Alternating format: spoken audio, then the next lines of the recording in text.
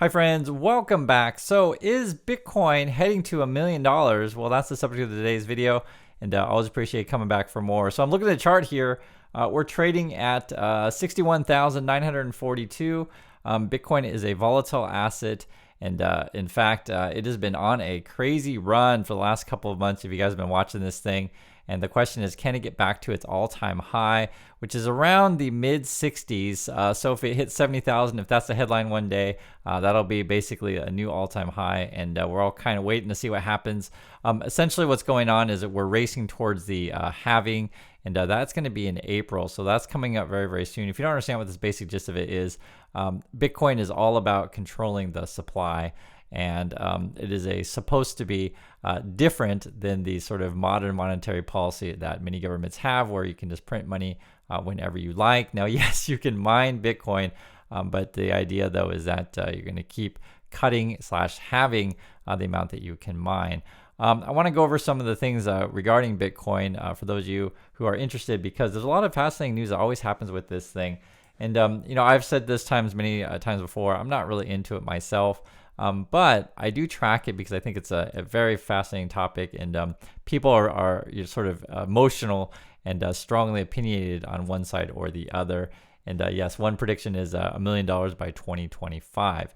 One of the things that I want to say with this stuff, though, is it seems like there's a lot of people when you talk about Bitcoin is they're preaching sort of their own particular interests. So, for those of you who are pro-Bitcoin people, you would say, well, governments around the world want to regulate Bitcoin because Bitcoin hurts their local currency, hurts their control, those kind of things. So yeah, sure, you can make that case that governments then would want to be against Bitcoin because it's weakening their power. Moreover, I would make the case that people who are pro-Bitcoin and pushing it, et cetera, is because they're holding said Bitcoin. So a lot of the stuff you read, right, it's sort of people are essentially talking book. If you have a whole bunch of Bitcoin, you're saying, hey, everyone else should buy Bitcoin, and then therefore you want your value of your Bitcoin to go up. If you're holding a bunch of dollars or other currency, yes, then you want to say, get dollars, forget about Bitcoin, et cetera, right? So people seem to be pumping up for their own personal gain. So that's sort of my opinion on that, sort of why you see these projections all over the map. When someone's like really pushing something, there's something in it for them. I don't think people do things regarding this kind of thing out of the kindness of their heart. If you guys have a different point of view, please let me know. But that's the sort of way I think about that. There's been a couple other things that's been really interesting is the ETFs in BlackRock have seen massive volume. We talked about this earlier this week. So you can see here a single day high of 612 million pours into BlackRock. So that's a record. And I feel like we're getting a lot of FOMO, right? Fear of missing out. The higher this thing gets, the more people are like, oh my God, I got to get in too. But we've seen this before. That's why I showed you the price action because prior, it's reached these levels a couple times before, and then this went right back down. So this time, is it going to be different as we go into the halving? This is another projection saying Bitcoin may hit 200,000. I mean, guys, we'll see. But there's something I wanted to show you, which I think is really interesting. And this is coming from the BBC. They put out a really great chart of who's holding Bitcoin, basically. And the title here says, as banks buy up Bitcoins, who else are the Bitcoin whales? So this is the chart that I'm talking about here. So you can see there's a couple different ways. There's the active Bitcoin and then the inactive. Some of this, which I thought was fascinating, there's a estimate that 2.4 million of these things are probably just gone forever for any number of reasons. So I thought that was really interesting, and saying, hey, there's a bunch that's just not there. You also have Satoshi Nakamoto, which could be a person or it could be a group of people. No one really knows. You guys can let me know what your particular theory on who this individual or individuals are, and if they will reveal themselves. So that's essentially the one of the bigger holders yet to be mined. You got 1.4 million out there. Crypto exchanges have a whole bunch of this stuff, 2.4 million of it. Unknown whales. So we know that there's people who hold this stuff, but who are they? Who knows? 1.6 million. The banks have 933,000 of this stuff. And then you have also to 1 million of identified Bitcoin. So actually, in the world total, there's not that many Bitcoins out there. We're not talking about trillions of these things. And this is something that I want to make clear for those of you that don't know this kind of stuff, or you're kind of new to crypto. Many times, when the kids who are new to this stuff for the first time look at, like a Dogecoin or Shiba Inu or whatever, these dog coins. I just call them dog coins. And they say, oh, well, my dog coin is at 18 cents. I see Bitcoin at, 62,000. Therefore, it could have a chance to go up like, crazy, just like Bitcoin. But not necessarily, because if you're in a particular coin or currency, right, for those of you who hate fiat currencies, if you're in something to where they can endlessly print and you can have like, trillions and quadrillions and mega gazillions of these things, then there's no longer that scarcity, right? They're just not worth that much. But if you can actually control the supply of Bitcoin, then essentially it's a supply and demand issue. If more people want to buy said thing and there's not that much of it, it'll go up, right? That's the general gist. Who else has this thing? So there's one that really stood out to me. So there's Satoshi Nakamoto, but there's another one that was kind of interesting. So again, this individual or individuals has 1.1 million of this stuff.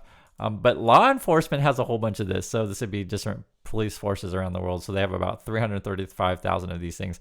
And people have always brought up this, which is always a fun point to bring up, is say, like, for example, when the U.S. government, seizes a bunch of Bitcoin from criminals or whatever, what do they do with said stuff? It's always an interesting question. I don't think they're ever going to tell you. So my personal opinion on these things is they keep it on reserve. This is my opinion. I don't think they're going to tell us. But I think they use a lot of their crypto to negotiate with terrorists or other kind of, how can I say, we'll call it black ops operations. That's just my total opinion. Take that with a grain of salt. But I don't think that's a crazy thing to say. They could theoretically be dumping it on the market, because that's always been an interesting question, is that, okay, so if law enforcement thinks, these coins are legal, shady, etc., then why are they selling it to other people? Do you guys get the point of that? I always thought that's kind of a funny thing to talk about. So I'd love to hear your thoughts, if like, any country that you're in, what have you heard about what governments do with this? Because like, they seize these things, they could just, burn it theoretically if it's bad stuff. But like, it still has some value. So you get my point. There's an interesting moral dilemma there that law enforcement has. MicroStrategy has a whole bunch of this stuff. That's 193,000 of these things, which is really quite a lot. Block One, which is another company, has 140,000. And then we're going to talk about some individuals. So yes, MicroStrategy has a bunch. Block One has a bunch. The Winklevoss twins, so that was the Facebook dudes. They got 70,000 of these things. So really a lot, actually, which is very, very interesting, because they're very public in their support of crypto.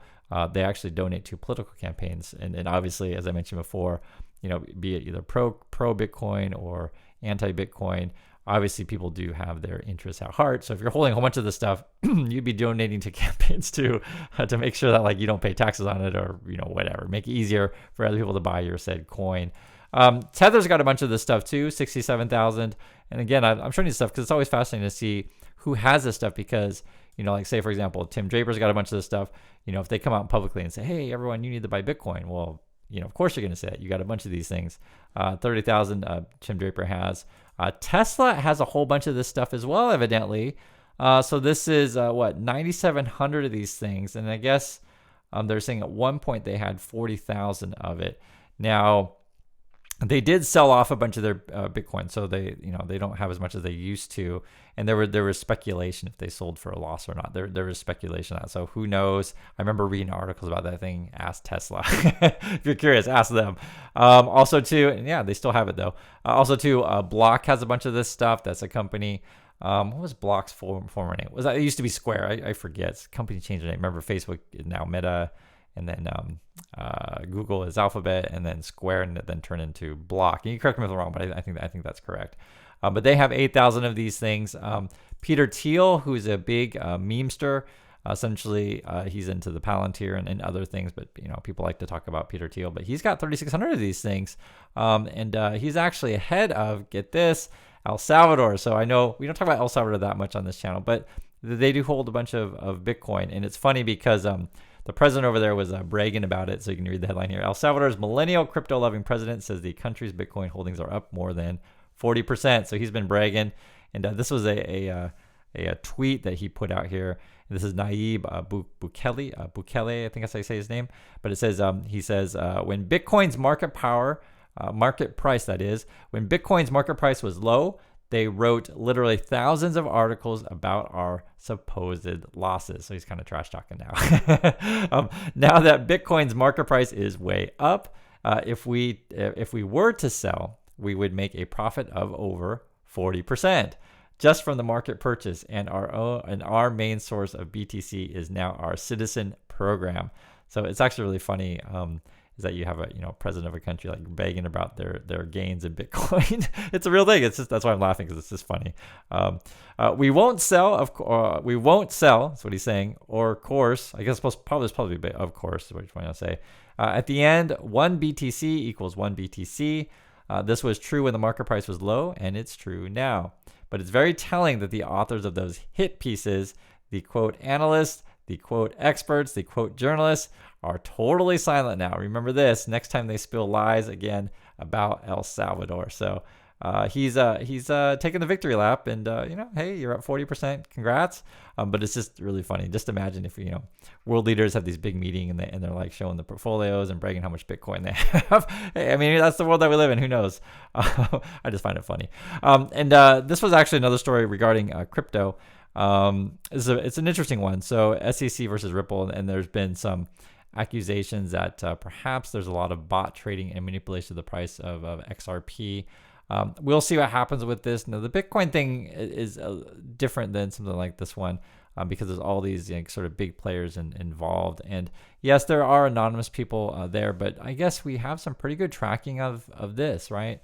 Whereas some of these newer coins, maybe not so much. And I'm showing you guys this stuff because I think it's a fascinating topic.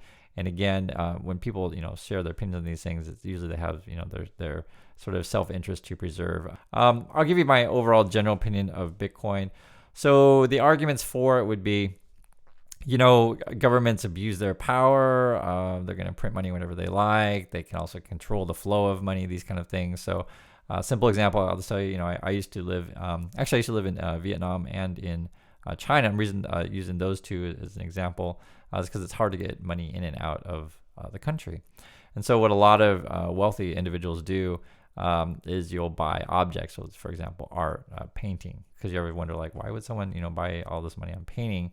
Because it's much easier to move money in and out opposed to just wire transferring money. So one is it's just Bitcoin is like art, for example, a store of value. It's similar to gold. Again, it's a store of value.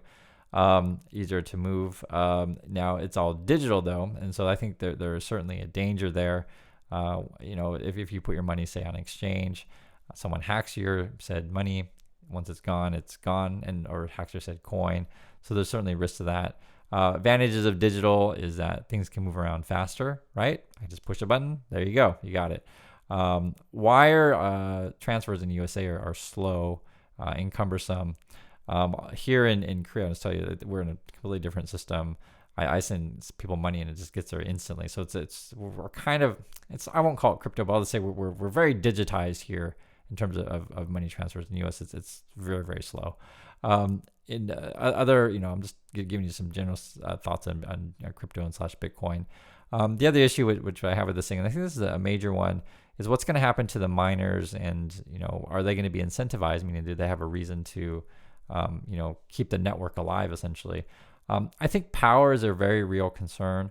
If power costs, are high because you got to run all those graphic cards and computers, etc., it makes it less lucrative for people to mine said coin. And so that's always a real concern, right? Because to run a profitable business, you need to bring in more money than you spend, and many of these miners are underwater or have gone bankrupt. So like, what happens to your Bitcoin if it's no longer profitable for all these people to mine it? I'm just throwing that out there. So that's a cause of concern. The other issue with Bitcoin is what happens if all the big whales, all the ones that I just showed you, decide to sell? What happens to you and your 0.5 Bitcoin or just 1 Bitcoin, how many you have, or maybe you got 10 Bitcoins. I don't know how many you have, right? But I'm willing to bet if you're watching this video, you're not holding 1.1 million Bitcoins or whatever, nothing like that. The issue too, which I think is fun with Bitcoin as well, is what's going to happen with the taxing of this stuff, and how are we going to treat that?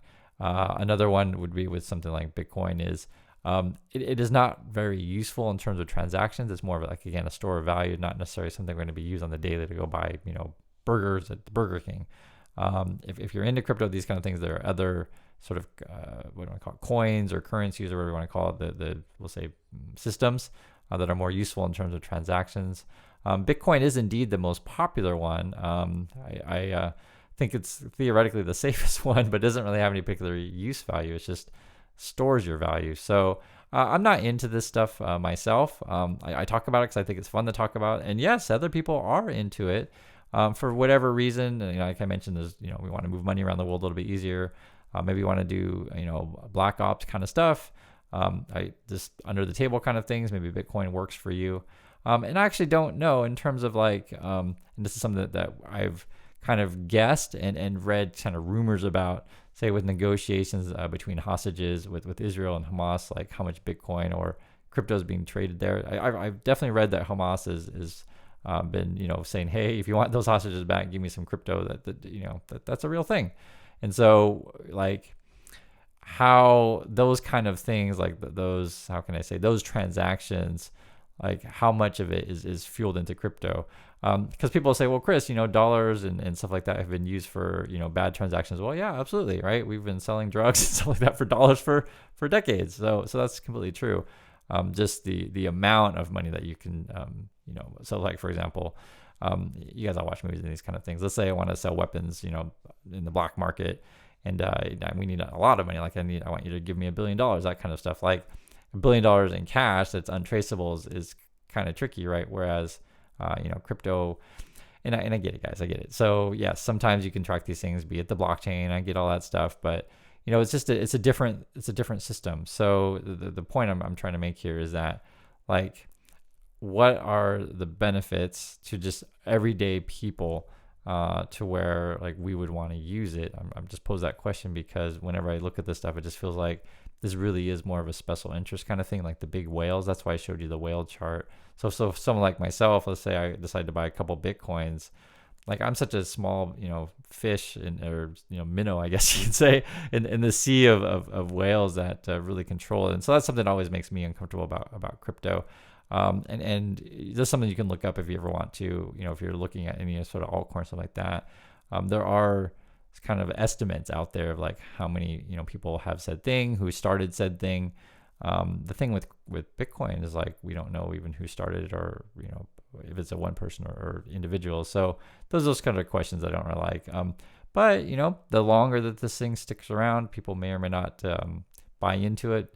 However, another one that people always bring up, and I think is a funny one, what happens if the power goes out, right? It's real. What happens to your Bitcoin? And so, that's not something I want to be worried about. Again, I'm just not into it myself. And I understand that Morgan Stanley's now jumping into this stuff and, some people are demanding said thing. And from the bank's point of view, they're just well, if people are going to want this thing and I can make, management fees from it, so be it. But those financial institutions don't necessarily have your interests at heart. They just want to make money. And if they can make money selling you stuff that they think that you will want to buy, they'll sell it to you. So, guys, it's again, at the end of the day, it's always going to make your particular decisions on this stuff. And I always make it really clear I'm not into this stuff, but I do talk about it because I think it's an interesting topic. It's people take sides, regardless of, essentially practicality. It's kind of the emotions or your self-interest. And I'm looking at the chart right now, and we're still not back to those all-time highs. And I think that's going to be the real test is can it actually exceed? And then we're looking into, again, the halving part, which will be next month. And that'll be, determination of where we go from here. So that's some thoughts on Bitcoin. Wanted to share that info with you. Please share your thoughts as well. And I'll catch you next video.